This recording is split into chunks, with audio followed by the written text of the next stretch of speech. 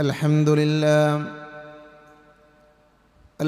لله رب العالمين، نحمده ونستعينه ونستغفره ونعوذ بالله من شرور أنفسنا ومن سيئات أعمالنا، من يهده الله فلا مضل له ومن يضلل فلا هادي له.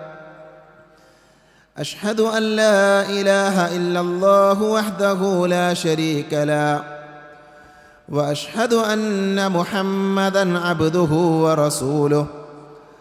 اللهم صل على محمد وعلى آل محمد كما صليت على إبراهيم وعلى آل إبراهيم إنك حميد مجيد. اللهم بارك على محمد وعلى آل محمد كما باركت على إبراهيم وعلى آل إبراهيم إنك حميد مجيد.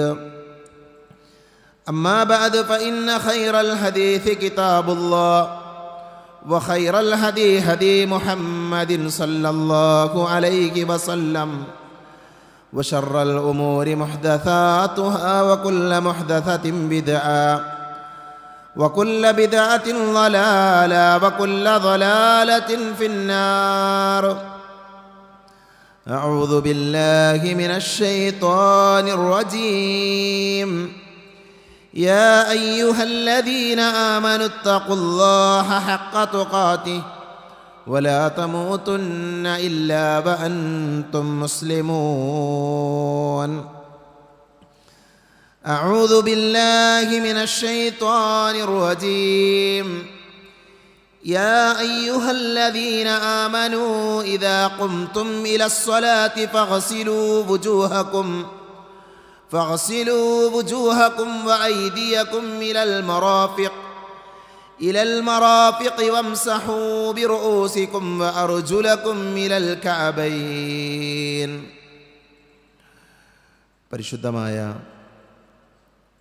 അള്ളാഹുവിൻ്റെ ഭവനത്തിൽ ഒരുമിച്ച് ചേർന്ന സഹോദരങ്ങളെ, സഹോദരികളെ, സർവ്വലോകരക്ഷിതാവായ അള്ളാഹുവിനെ സൂക്ഷിക്കണേ എന്ന് സംസാരിക്കുന്ന എന്നോടും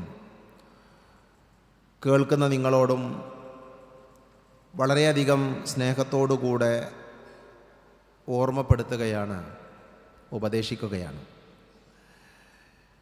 കഴിഞ്ഞ ഖുതുബകളിലൂടെ നമ്മുടെ ജീവിതത്തിൽ നമ്മൾ അനുഷ്ഠിക്കുന്ന കർമ്മങ്ങൾക്ക് ലഭിക്കുന്ന വലിയ പ്രതിഫലങ്ങളെക്കുറിച്ചാണ് നമ്മൾ സംസാരിച്ചു കൊണ്ടിരിക്കുന്നത്. നമസ്കാരവുമായി ബന്ധപ്പെട്ട് വിശ്വാസികളായ ആളുകൾക്ക് ലഭിക്കുന്ന പ്രതിഫലങ്ങൾ, അതുകൊണ്ടുള്ള നേട്ടങ്ങൾ വിശുദ്ധ ഖുർആനിലും പ്രവാചകൻ സല്ലല്ലാഹു അലൈഹി വസല്ലമ ഹദീസുകളിലൂടെയും പഠിപ്പിച്ച ധാരാളം കാര്യങ്ങൾ കഴിഞ്ഞ ആഴ്ചയിലെ ഖുതുബയിലൂടെ നമ്മളെല്ലാവരും മനസ്സിലാക്കി. ഇന്ന് നമസ്കാരവുമായി ബന്ധപ്പെടുത്തി നമ്മളെല്ലാവരും പഠിക്കേണ്ട ഒരു കർമ്മത്തിൻ്റെ മഹത്വവും അതുമായി ബന്ധപ്പെട്ട് നമ്മൾ മനസ്സിലാക്കേണ്ട കാര്യങ്ങളുമാണ് സംസാരിക്കാൻ ആഗ്രഹിക്കുന്നത്. ഒരു വിശ്വാസിയെ സംബന്ധിച്ചിടത്തോളം അവൻ ശുദ്ധിയോടുകൂടെ, വൃത്തിയോടുകൂടെ ജീവിക്കുക എന്നുള്ളത് പരിശുദ്ധ ഇസ്ലാം നിയമമാക്കിയ കാര്യമാണ്. വിശ്വാസികൾ അവർ എപ്പോഴും ശുദ്ധിയോടുകൂടെയാണ്, വൃത്തിയോടുകൂടെയാണ് ജീവിക്കേണ്ടത്. ഫിഖഹിൻ്റെ ഗ്രന്ഥങ്ങൾ പരിശോധിക്കുമ്പോൾ ശുദ്ധീകരണത്തെക്കുറിച്ച് പറയുമ്പോൾ പണ്ഡിതന്മാർ പറയും, രണ്ട് തരത്തിലുള്ള ശുദ്ധീകരണമുണ്ട്, രണ്ട് രീതിയിലാണ് ശുദ്ധീകരണമുള്ളത്. അതിലൊന്ന് ത്വഹാറത്തും മഅനവിയ്യ, ത്വഹാറത്തു മഅനവിയ എന്ന് പറഞ്ഞാൽ ആത്മീയമായ ശുദ്ധിയാണ്. ആത്മീയമായ ശുദ്ധി വരുത്തേണ്ട ആളുകളാണ് വിശ്വാസികൾ. എന്താണ് ആത്മീയമായ ശുദ്ധി എന്ന് പറഞ്ഞാൽ? വിശുദ്ധ ഖുർആനിൽ അല്ലാഹു പറഞ്ഞു, യാ അയ്യുഹല്ലദീന ആമനു ഇന്നമൽ മുശ്രികൂന നജസുൻ. സത്യവിശ്വാസികളെ, തീർച്ചയായും മുശ്രിക്കുകളായ ആളുകൾ, ബഹുദൈവ വിശ്വാസികളായ ആളുകൾ അവർ നജസാണ്. നജസ് എന്ന പദത്തിൻ്റെ അർത്ഥം അശുദ്ധി എന്നാണ്. അപ്പം എന്താണ് ഈ ആയത്തിലൂടെ അള്ളാഹു പറയുന്നത്? ബഹുദൈവ വിശ്വാസികളായ ആളുകൾ അവർ അശുദ്ധരാണ്, അവർ ശുദ്ധിയില്ലാത്ത ആളുകളാണ്. അത് പറയുമ്പോൾ അവരുടെ ശരീരത്തിലൊക്കെ അശുദ്ധിയുണ്ട്, അവരുടെ കൂടെ ഇരിക്കാൻ പാടില്ല, അവരോട് സംസാരിക്കാൻ പാടില്ല, അവർക്ക് കൈ കൊടുക്കാൻ പാടില്ല. അതാണോ ഈ ആയത്തിൻ്റെ അർത്ഥം? ഇവിടെ അല്ലാഹു സുബ്ഹാനഹു വ തആല അവർ അശുദ്ധരാണ് എന്ന് പറയുമ്പോൾ അതിൻ്റെ അർത്ഥം അവരുടെ ആത്മീയമായ അശുദ്ധിയാണ്. വിശ്വാസപരമായി ശുദ്ധിയില്ലാത്ത ആളുകളാണ് അവർ എന്നതാണ് അതിൻ്റെ അർത്ഥം. അപ്പോൾ ത്വഹാറത്തു മഅനവിയ എന്ന് പറഞ്ഞാൽ ഷിർക്കിൽ നിന്ന് ഒരു വിശ്വാസി അവൻ്റെ ശരീരത്തെ ശുദ്ധീകരിക്കണം. ബഹുദൈവാരാധന ഏറ്റവും വലിയ അശുദ്ധിയാണ്, യഥാർത്ഥത്തിൽ ഏറ്റവും മോശമായ കാര്യമാണ്. ആ നിലയിലാണ് മുശ്രിക്കുകളായ ആളുകൾ നജസാണ് എന്ന് പറയുന്നത്. അതല്ലാതെ ബാഹ്യമായി അവരുടെ ശരീരത്തിൻ്റെ പുറം ഭാഗത്തുള്ള അശുദ്ധിയുണ്ട് എന്ന് പറയാൻ വേണ്ടിയല്ല ഈ ആയത്ത് അള്ളാഹു പഠിപ്പിച്ചത് എന്ന് കാണാൻ സാധിക്കും. അതുകൊണ്ട് തന്നെ വിശ്വാസികൾ നേടിയെടുക്കേണ്ട ഒന്നാമത്തെ ശുദ്ധി എന്ന് പറഞ്ഞാൽ ആത്മീയമായ ശുദ്ധിയാണ്. ഷിർക്കിൽ നിന്നും ബിദ്അത്തുകളിൽ നിന്നും അവരുടെ മനസ്സിനെ അവർ ശുദ്ധീകരിക്കണം. അതാണ് ഒന്നാമത്തെ വിഷയം. രണ്ടാമത്തെ ശുദ്ധി എന്ന് പറഞ്ഞാൽ ത്വഹാറത്തുൻ ഹിസ്സിയ എന്ന് പറയും. ത്വഹാറത്തുൻ ഹിസ്സിയ എന്ന് പറഞ്ഞാൽ ബാഹ്യമായ ശുദ്ധിയാണ്. ബാഹ്യമായ ശുദ്ധി എന്നതുകൊണ്ട് ഉദ്ദേശിക്കുന്നത് നമ്മുടെ ശരീരത്തിലെ ശുദ്ധി തന്നെയാണ് അതുകൊണ്ട് അർത്ഥമാക്കുന്നത്. നമ്മുടെ ശരീരത്തിലെ അവയവങ്ങൾ, നമ്മുടെ മുഖം, നമ്മുടെ കൈകൾ, നമ്മുടെ കാലുകൾ, ഇതെല്ലാം ശുദ്ധിയോടുകൂടെ കൊണ്ടു നടക്കേണ്ട ആളുകളാണ് വിശ്വാസികളായ ആളുകൾ. ഒരിക്കൽ മഹാനായ റസൂലുള്ളാഹി സ്വല്ലല്ലാഹു അലൈഹി വസല്ലമയുടെ സമീപത്തേക്ക് രണ്ടാളുകൾ വന്നു. ആ രണ്ടാളുകളുടെ പ്രത്യേകത, അവരിൽ ഒരാൾ മുടി ചീകി വെക്കാത്ത മനുഷ്യനാണ്. അയാളുടെ മുടിയൊക്കെ പാറിപ്പറന്ന് അതിങ്ങനെ ചെളിയൊക്കെ പുരണ്ടുള്ളൊരവസ്ഥയിലാണ്. മറ്റൊരു മനുഷ്യൻ, അയാളുടെ വസ്ത്രത്തിൽ അശുദ്ധിയുണ്ട്, ചെളിയായിട്ടുണ്ട്. ഇങ്ങനെയുള്ള രണ്ടാളുകൾ നബി സല്ലല്ലാഹു അലൈഹി വസല്ലമയുടെ സമീപത്തേക്ക് വന്നപ്പോൾ നബി സല്ലല്ലാഹു അലൈഹി വസല്ലമ അവരോട് പറയുന്നത്, അവരെ ഓർമ്മപ്പെടുത്തുന്നത് മുടി ചീകി വെക്കാനും വസ്ത്രത്തിലെ അശുദ്ധിയെല്ലാം നീക്കം ചെയ്ത് ശുദ്ധിയോടുകൂടെ വസ്ത്രം ചെയ്ത് ജീവിക്കണമെന്നും നബി സല്ലല്ലാഹു അലൈഹി വസല്ലമ ആ രണ്ടാളുകളെയും ഓർമ്മപ്പെടുത്തിയത് ഇമാം അബൂദാവൂദ് ഉദ്ധരിക്കുന്ന ഹദീത്തിൽ നമുക്ക് കാണാൻ സാധിക്കും. അപ്പോൾ ശുദ്ധിക്ക് ഇസ്ലാം വലിയ പ്രാധാന്യം കൊടുക്കുന്നുണ്ട് എന്നർത്ഥം. നല്ല വസ്ത്രം ധരിക്കുക, മുടി ചീകി വെക്കുക, അതേപോലെ തന്നെ മാന്യമായ രീതിയിൽ ജീവിക്കുക, ഇതെല്ലാം ഇസ്ലാം വളരെ ഗൗരവത്തിൽ പഠിപ്പിക്കുന്ന കാര്യമാണ്. പ്രവാചകൻ സല്ലല്ലാഹു അലൈഹി വസല്ലമ പറഞ്ഞു, അത്വഹൂറു ഷത്റുൽ ഈമാൻ. ശുദ്ധി എന്ന് പറഞ്ഞാൽ അത് ഈമാനിൻ്റെ പാതിയാണെന്നാണ്. അത്വഹൂറു ഷത്റുൽ ഈമാൻ, ഭാഗമാണ്, ഈമാനിൻ്റെ ഭാഗമാണ്, അതിൻ്റെ പാതിയാണ് എന്ന് പ്രവാചകൻ സല്ലല്ലാഹു അലൈഹി വസല്ലമ പഠിപ്പിക്കുന്നുണ്ട്. വിശുദ്ധ ഖുർആനിലെ സൂറത്തു തൗബയിലെ 108-ാമത്തെ ആയത്തിൽ അല്ലാഹു പറയുന്നുണ്ട്, ഫീഹി റിജാലുൻ യുഹിബ്ബൂന അൻ യതതഹറു വല്ലാഹു യുഹിബ്ബുൽ മുത്തഖിരീൻ. ആരെക്കുറിച്ചാണ് ഇത് പറയുന്നത്? അല്ലാഹു പറയുന്നത് ഫീഹി റിജാലുൻ. ഫീഹി റിജാലുൻ എന്ന് പറഞ്ഞാൽ അവിടെ ചില ആളുകളുണ്ട്. അവരാരാണ്? യുഹിബ്ബൂൻ, അവർ ഇഷ്ടപ്പെടുന്ന ആളുകളാണ്. എന്തിന്? ശുദ്ധി വരുത്താൻ ഇഷ്ടപ്പെടുന്ന ചില ആളുകളുണ്ട്. അതുകൊണ്ട് തന്നെ ആ ആളുകളെ, ശുദ്ധിയുള്ള ആളുകളെ അല്ലാഹു സുബ്ഹാനഹു വ തആല ഇഷ്ടപ്പെടുന്നു എന്ന് ഖുർആനിൽ പഠിപ്പിക്കുന്നുണ്ട്. ഇതിൽ ഫീഹി റിജാലുൻ എന്നതുകൊണ്ട് അർത്ഥമാക്കുന്നത് ആരാണ്? മഹാനായ റസൂലുള്ളാഹി സ്വല്ലല്ലാഹു അലൈഹി വസല്ലമ പറഞ്ഞത്, നസലത്ത് ഹാദിഹിൽ ആയ നസലത്ത് ഫീ അഹ്ലി ഖുബ.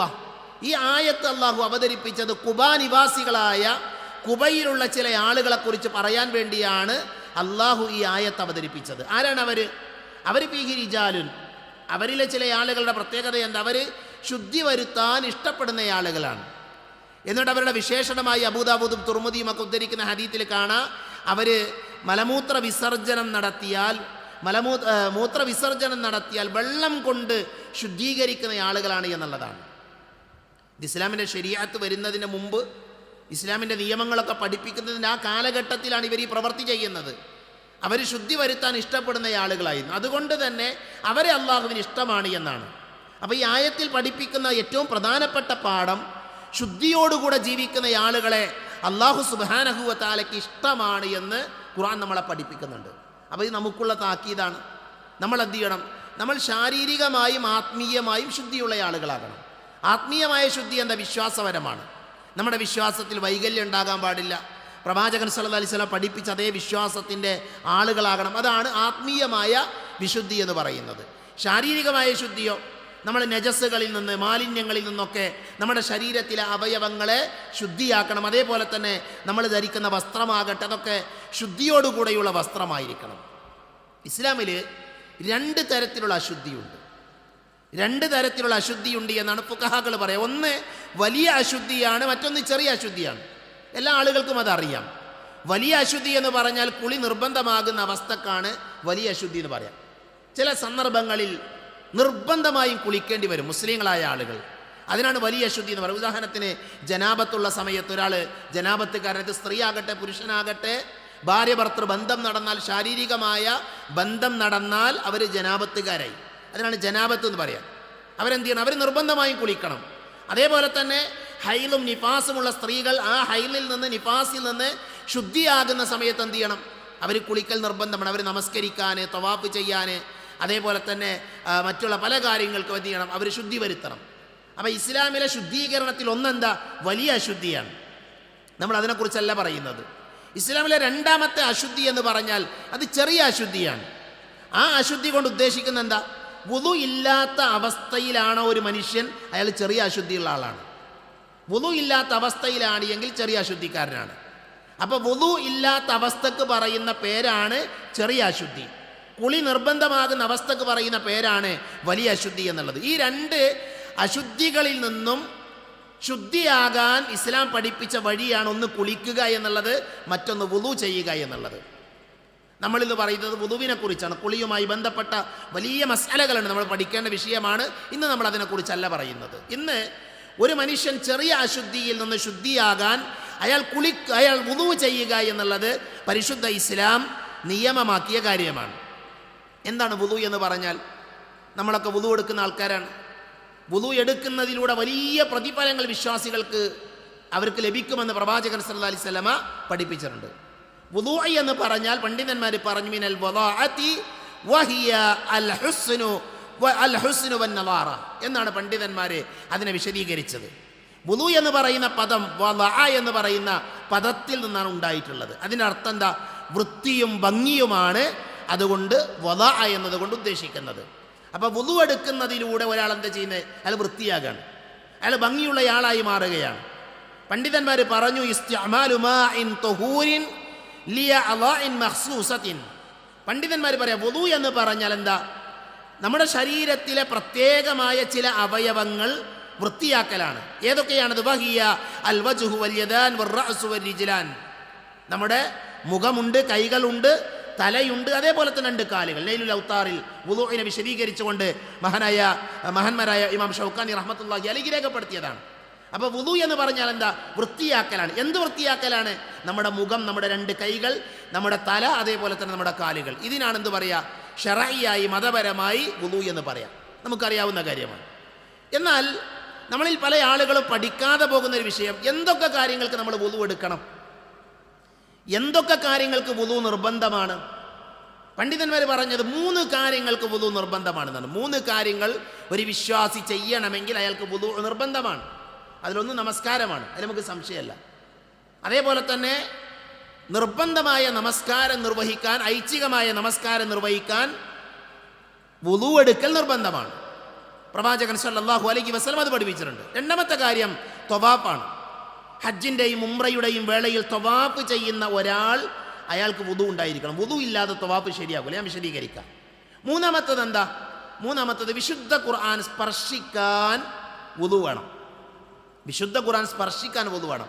അതിൽ അഭിപ്രായ വ്യത്യാസമുള്ള മസ്അലയാണ്, അത് നമുക്ക് വിശദീകരിക്കാം. അപ്പോൾ ഒന്നാമത്തെ കാര്യം എന്താ? നമസ്കരിക്കണം. അത് സുന്നത്താകട്ടെ ഫറളാകട്ടെ ഏത് നിസ്കാരാകട്ടെ ആ നമസ്കാരത്തിന് എന്ത് വേണം? വുളു എടുക്കണം. എന്താ തെളിവെന്താ? ഖുർആനിൽ അല്ലാഹു പറഞ്ഞു, യാ അയ്യുഹല്ലദീന ആമനു ഇദാ ഖുംതും ഇലസ്സലാ, അല്ലയോ സത്യവിശ്വാസികളെ, നമസ്കാരത്തിന് വേണ്ടി നിങ്ങൾ നിന്നാൽ ഫഗ്സിലു വുജൂഹക്കും വഅയ്ദിയക്കും ഇലൽ മറാഫിഖി വംസഹു ബിറുഊസിക്കും വഅർജുലക്കും ഇലൽ കഅബൈൻ. നിങ്ങൾ എന്ത് ചെയ്യണം? നമസ്കാരത്തിന് നിങ്ങൾ നിന്നാൽ നിങ്ങളുടെ മുഖം കഴുകണം, കൈകൾ കഴുകണം, മുട്ടുവരെ നിങ്ങളുടെ കൈകൾ കഴുകണം, നിങ്ങളുടെ തല നിങ്ങൾ തടവണം, നിങ്ങളുടെ കാലുകൾ എന്ത് ചെയ്യണം? ഞെരിയാണി ഉൾപ്പെടെ നിങ്ങൾ കഴുകണം.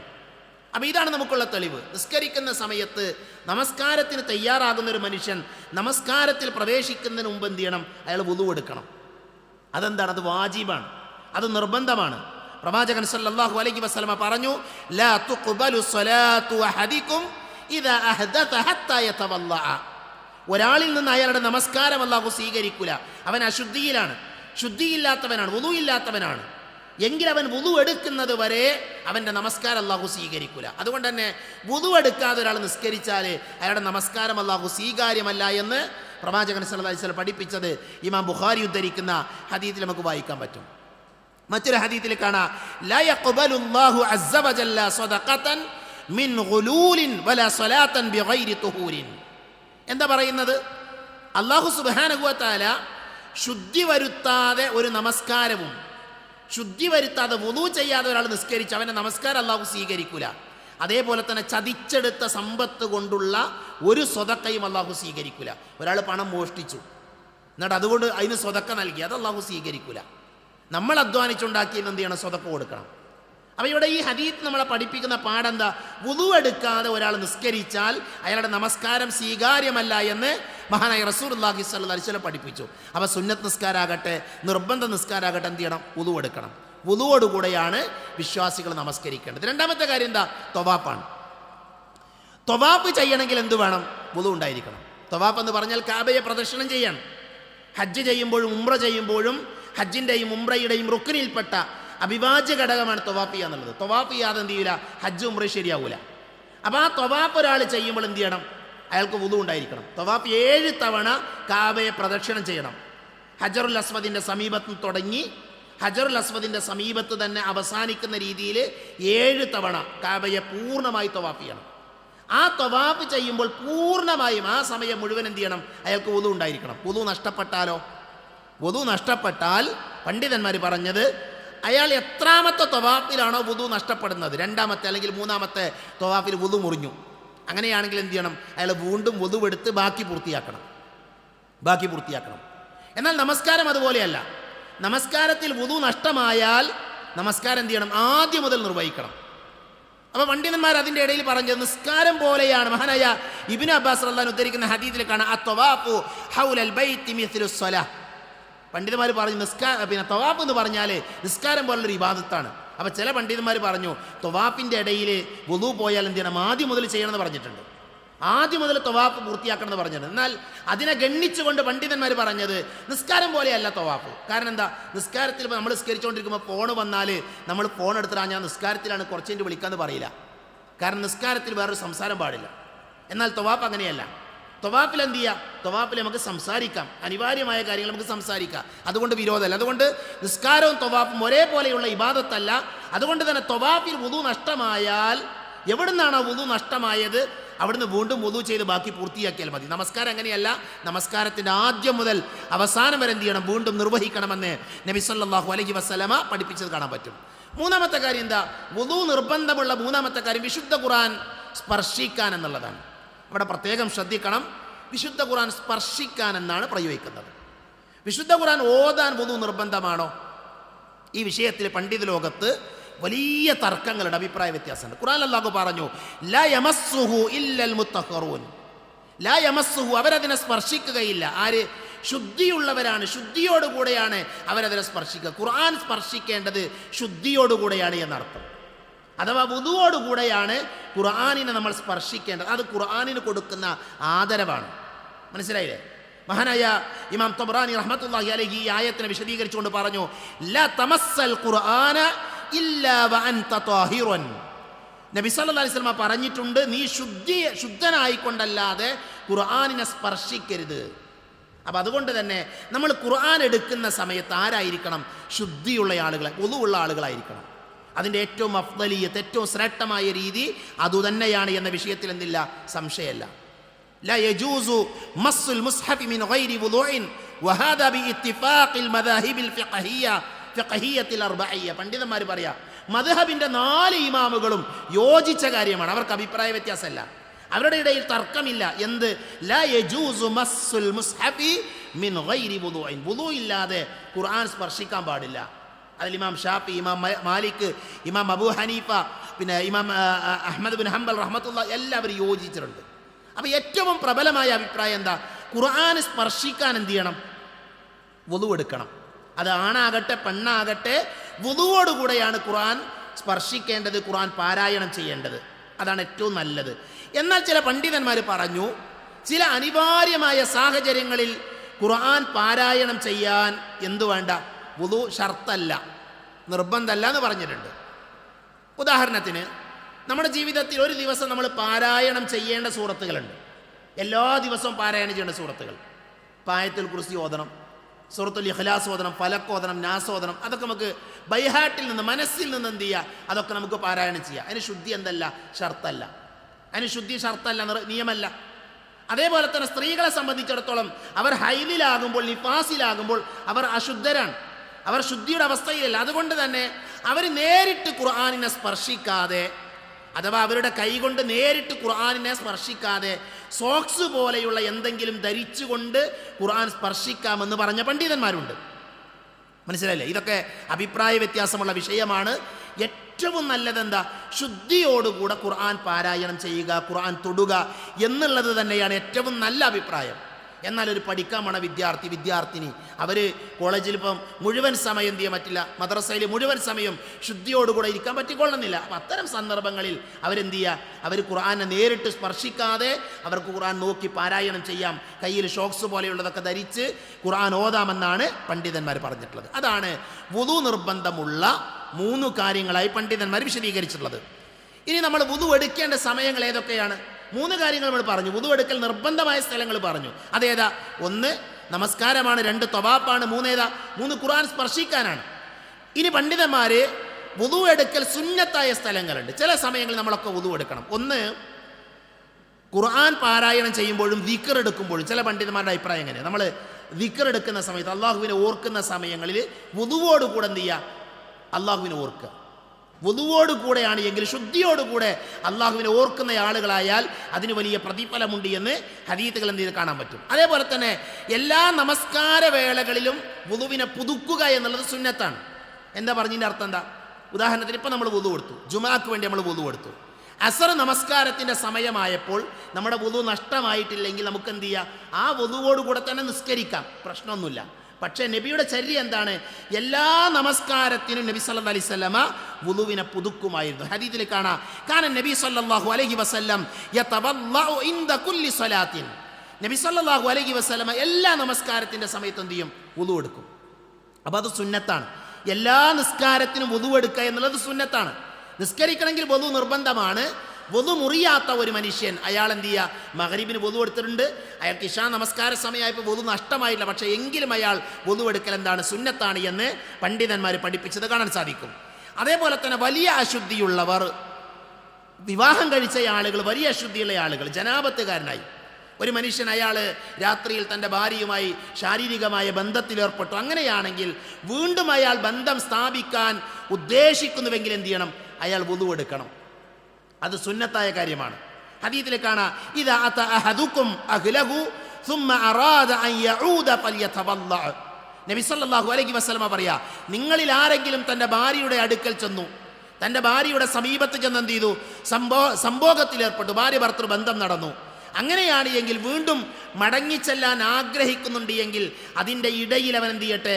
വുളു ചെയ്യട്ടെ. 2 ബന്ധമുണ്ടാകുന്നതിൻ്റെ ഇടയിൽ വുളു എടുക്കുക എന്നുള്ളത് സുന്നത്തായ കാര്യമാണ്. മറ്റൊരു ഹദീസിൽ കാണാം, അന്ന റസൂലുള്ളാഹി സ്വല്ലല്ലാഹു അലൈഹി വസല്ലം കാന ഇദാ അറാദ അൻ യനാമ വഹുവ ജുൻബുൻ തവല്ലഉ വുളുഅഹു ലിസ്സലാത്തി ഖബ്ല അൻ യനാമ. നബി ജനാപത്തുകാരനായിരിക്കെ ഉറങ്ങാൻ ഉദ്ദേശിച്ചാൽ എന്ത് ചെയ്യും?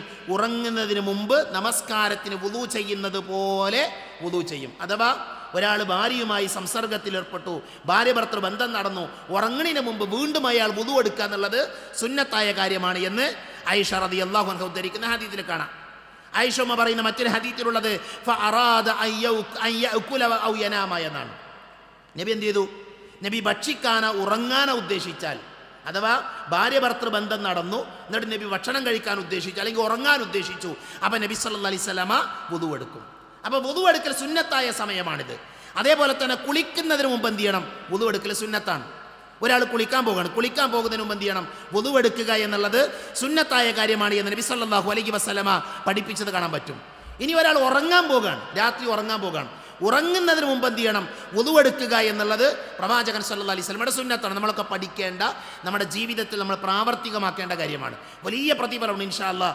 ആ ഉറങ്ങുന്ന സമയത്ത് വുദു എടുത്താൽ അതിൻ്റെ പ്രതിഫലം വിശദീകരിക്കുന്ന സമയം നമുക്കത് പറയാം. അതുകൊണ്ട് തന്നെ അല്ലാഹു സുബ്ഹാനഹു വ തആല വിശ്വാസികളുടെ മേൽ നിർബന്ധമാക്കിയ ഒരു കർമ്മമാണ് നമസ്കാരത്തിന് വേണ്ടി, തവാഫിന് വേണ്ടി, ഖുർആൻ സ്പർശിക്കാൻ വേണ്ടി വുദു ചെയ്യുക എന്നുള്ളത്. അത് നമ്മുടെ ജീവിതത്തിൽ നമ്മൾ പാലിക്കുക.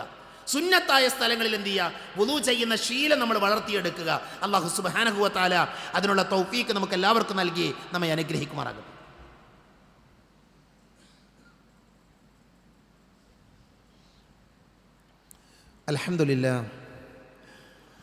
അൽഹംദുലില്ലാഹില്ലദീ അല്ലമ ബിൽ ഖലം അല്ലമൽ ഇൻസാന മാ ലം യഅലം വസ്സലാത്തു വസ്സലാമു അലാ അഷ്റഫുൽ മുർസലീൻ വ അലാ ആലിഹി വ അസ്ഹാബിഹി അജ്മഈൻ അമ്മാ ബഅദ്.